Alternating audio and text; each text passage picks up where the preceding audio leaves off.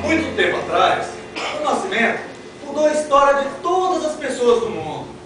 Um pequeno e singelo bebezinho sendo enviado pelo Senhor Criador para trazer felicidade para toda a humanidade. Para toda a humanidade? Mas que grande responsabilidade!